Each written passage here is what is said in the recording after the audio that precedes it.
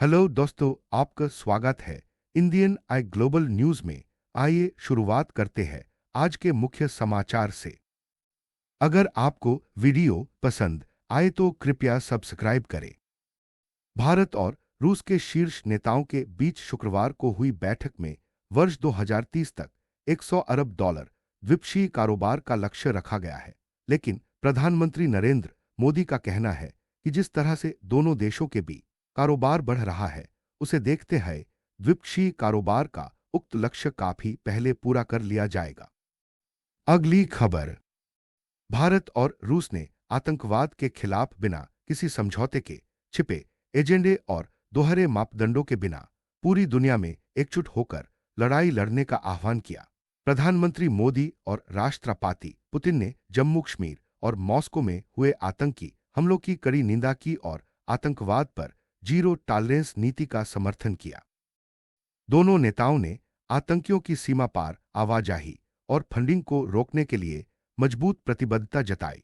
साथ ही अल कायदा, आईसिस जैसे आतंकी समूहों के खिलाफ संयुक्त कार्रवाई की अपील की। उन्होंने संयुक्त राष्ट्र के प्रस्तावों को लागू करने और वैश्विक आतंकवादरोधी रणनीति को संतुलित तरीके से अपनाने पर जोर दिया। यूक्रेन युद्ध पर मोदी ने स्पष्ट किया कि भारत तटस्थ नहीं बल्कि शांति के पक्ष में है।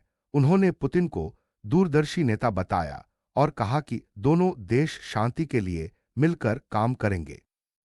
अगली खबर। ट्रंप प्रशासन ने प्रवासी कामगारों के लिए नया नियम लागू किया है, जिसके तहत अमेरिकी नागरिकता और आवागमन सेवा यूएससीआईएस ने रोजगार वर्क परमिट की अधिकतम समय सीमा को 5 साल से घटाकर 18 महीने कर दिया है।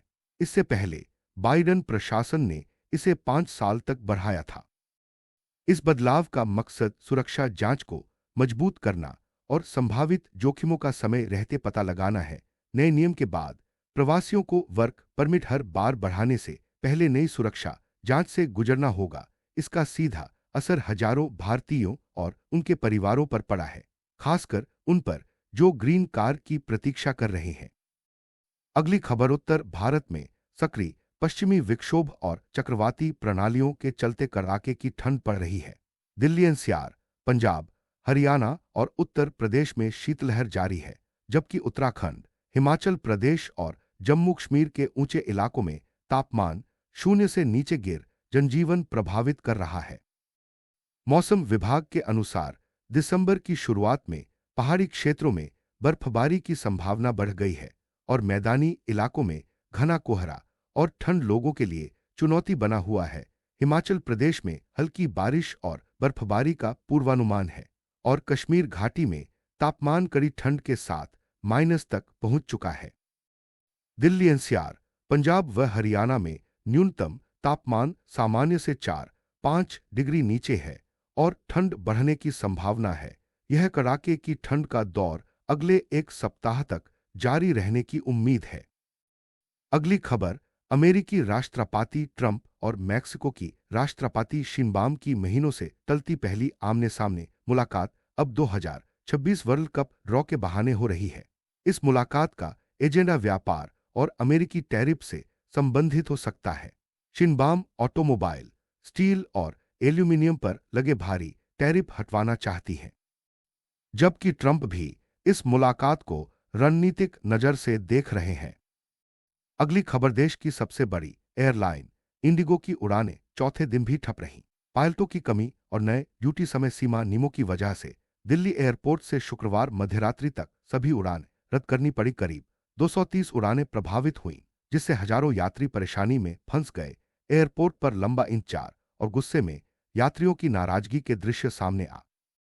सोशल मीडिया पर शिकायतों के वीडियो वायरल हुए और हाश इंडिगो क्राइसिस ट्रेंड करता रहा। अगली खबर।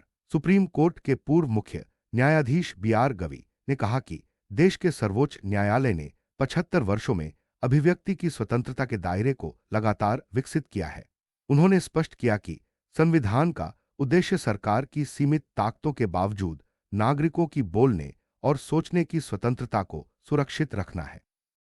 गवई मुंबई में आयोजित जस्टिस केटी देसाई मेमोरियल लेक्चर 2025 में बोल रहे थे। अगली खबर। गृह मंत्री अमित शाह कहा कि उन्हें पूरा भरोसा है कि भारत जब ओलंपिक की मेजबानी करेगा तब देश पदक तालिका में शीर्ष 5 में जगह बनाएगा। उन्होंने बताया कि भारतीय खिलाड़ियों की सफलता मोदी सरकार द्वारा खेल बजट को 2014 के 800 करोड़ रुपये से बढ़ाकर 2025 में 4000 करोड़ रुपये करने का परिणाम है। शाह ने यह भी भरोसा जताया कि अहमदाबाद को 2036 ओलंपिक की मेजबानी का अधिकार मिलेगा, जबकि हाल ही में शहर को 2030 राष्ट्रमंडल खेलों की मेजबानी का अधिकार मिल चुका है।